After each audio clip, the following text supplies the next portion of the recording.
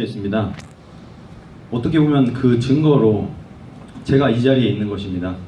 제가 멀쩡히 직장생활 잘하고 사회생활 잘하고 정치에 별 관심이 없는 사람이었는데 나라가 망했기 때문에 그걸 제가 알았기 때문에 이것은 내 양심상 그냥 지나칠 수 없겠다 하면서 뭐 태극기 집회도 나가고 하다 보니까 어떻게 하다 보니 제가 이 자리까지 오게 되었는데요. 지금 앞에서 그 소영 선생님께서 자유민주주의, 사회주의 이런 거 말씀을 많이 하셨는데 저는 자유민주주의와 사회주의의 차이점이 굉장히 심플하게 요약이 될 수 있다고 생각합니다. 자유민주주의는 약간 개인을 기반으로 되어 있어요. 그래서 개인의 자유를 보장하고 개인의 재산을 보장하고 개인의 선택과 개성을 존중하면 그것은 자유민주주의에 맞습니다. 그런데 사회주의는 뭔가 개인보다는 사회를 위해서 살아야 된다. 모든 구성원들한테 야, 개인보다는 좀 사회를 먼저 생각해야 되는 거 아니야? 이런 느낌이 들면은 전 사회주의라고 생각합니다. 그 안에 여러 가지 스펙트럼이 있지만 기본적인 것은 개인주의냐 사회주의냐 이 정도로 나뉜다고 보고 있습니다. 근데 개인주의는 우리나라에서 굉장히 나쁜 의미로 쓰이고 있어요. 이기주의와 개인주의는 전혀 다른데 마치 개인주의가 이기주의인 것처럼 그렇게 쓰이는 경우가 굉장히 많습니다.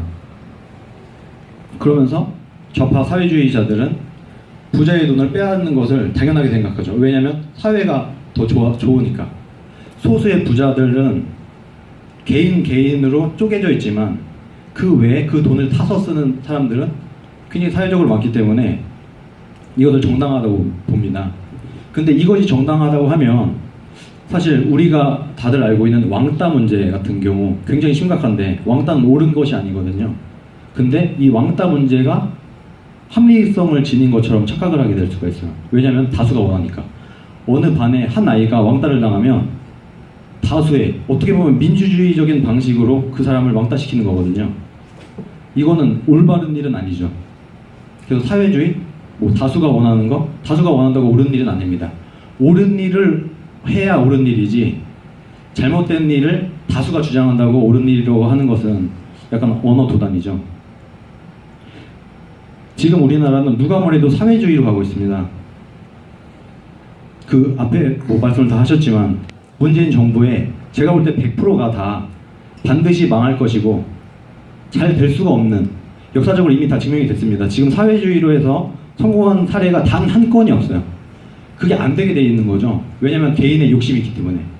개인이 나를 살찌고 내가 다 기호에 맞게끔 생활을 하고 내가 나를 위해서 열심히 일하는 그 와중에 우리 사회가 다 같이 풍요로워진다. 이것이 자유민주주의의 기본인데 사회주의를 가버리게 되면 인간의 본성을 무시하는 거거든요. 사회주의가 성공하려면 저는 모든 국민들이 성인군자여야 된다고 생각합니다. 근데 그게 불가능하기 때문에 사회주의는 반드시 망한다. 그리고 역사적으로 수많은 나라가 사회주의를 했지만 다 실패했습니다. 지금 최근에 뭐 북유럽 국가 얘기하는데 그쪽들도 하다가 안 돼서 지금 다 법인세 낮추고 있고 소득세 떨어뜨리고 있고 뭐 상속세 같은 거 아예 폐지하고 있고 이렇게 가고 있거든요. 우리나라는 굉장히 희한하게 선진국 중에서 유일하게 지금 좌파로 내달리고 있어요. 그래서 저는 우리나라가 아마도 망하지 않겠나. 아마도 망할 것이다. 이게 왜냐면 우파들도, 여기 계신 모든 우파들도 나라가 망하고 나서야 이렇게 움직였어요. 사실 저도 그렇지만 우파조차도 나라가 망하고 나서야 움직였어요. 근데 좌파들이나 일반적인 시민들, 우익적 이념이 별로 없는 사람들은 당연히 안 움직이겠죠. 더 망해야 내 피부로 와닿고 나라가 망했구나 라고 느낄 때쯤 되면은 아마 그때서야 이제 뭔가 이상하다 할 건데, 그나마 우리가 희망을 가질 수 있는 거는 대한민국은 굉장히 냄비 근성이 강한 나라입니다. 이 냄비 근성이 오히려 이번에는 장점으로 발휘할 수 있어요. 진득하니 지켜보지 못합니다. 문재인이 개판치고 나라가 망하는 것 같으면 내가 피부로 와닿으면 냄비 근성으로 또 지금 문재인을 지지했던 사람들이 이번에는 또 문재인을 끌어내리려고 하지 않을까, 약간 우려스럽기도 하지만 아마 그런 모양이 나오게 되면 굉장히 좀 씁쓸하면서도 우리가 나라를 망하길 바라야 되나? 그건 아니잖아요. 나라가 잘 되길 바라야 되는데 반대로 나라가 망해야지만 국민들이 정신 차린다. 이런 상황에 지금 처해가 있기 때문에 굉장히 안타깝습니다. 저는 산업화 세대와 민주화 세대를 뭐 존중하는 편인데 저는 산업화가 돼야 민주화가 된다고 보는 사람입니다. 아까 프랑스 혁명 말씀하셨는데요. 프랑스 혁명 이후에 자유민주주의가 오지 않았습니다. 프랑스 혁명 이후에 집권한 게 나폴레옹이에요. 엄청난 황제가 나타났죠.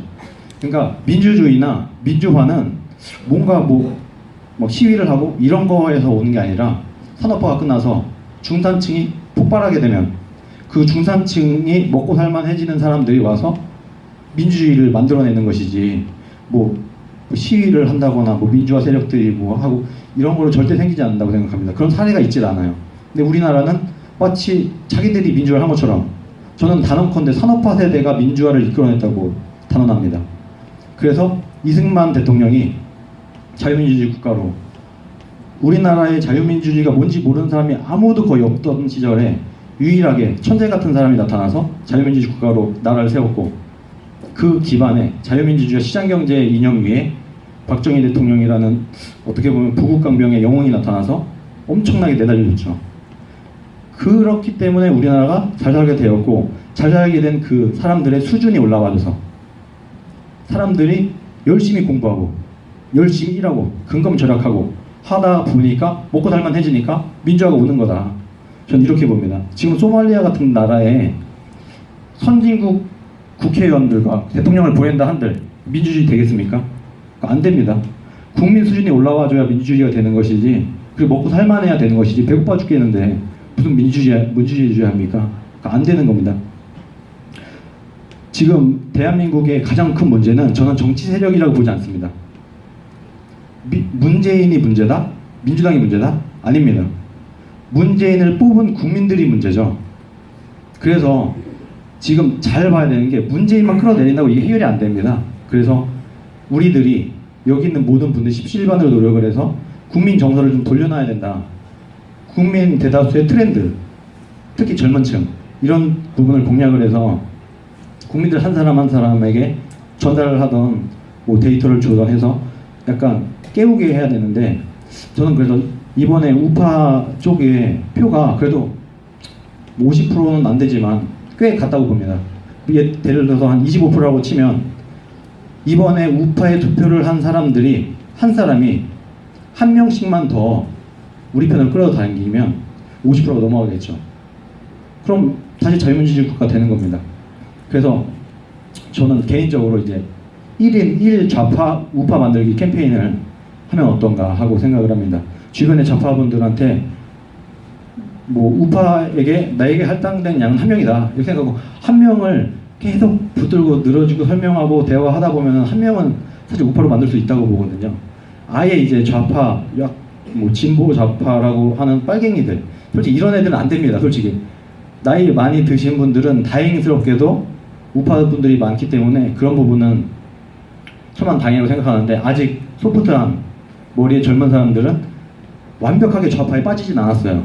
근데 이대로 시간이 지속되면 포퓰리즘과 사회주의에 빠져서 그들이 확고해지게 됩니다. 그럼 못 되돌리기 때문에 굉장히 심각한 상황입니다. 근데 아직까지는 기회가 있다고 저는 생각해요. 그래서 저는 개인적으로는 이제 여러 가지 노력을 해야 되겠지만 그 중에 우리 같은 민초들이 나와서 전 국민 정화운동을 해야 된다. 사회주의에 오염된 사람들을 좀 땡겨와서 자유민주주의가 뭔지 사회주의가 뭔지 좀 알려주고 사회주의가 나쁘다는 건 다 알거든요. 그래서 좌파들이 지들이 좌파라고 안 해요. 지들이 사회주의 하면서 사회주의라는 말 하는 거 되게 싫어요. 왜냐면 아니까. 그러니까 사회주의가 뭔지는 모르고 자유민주주의가 뭔지 몰라도 사회주의가 나쁘다는 느낌은 우리 국민들이 다 갖고 있어요. 사회주의라고 되는 순간 이 사람들이 떠나버리기 때문에 애써 외면을 하죠. 모든 정책은 사회주의인데 야 우리는 사회주의 아니야. 뭐 복지국가야. 뭐 예를 들어서 평등 이런 식으로 좋은 말을 다 갖다 붙이고 있어요.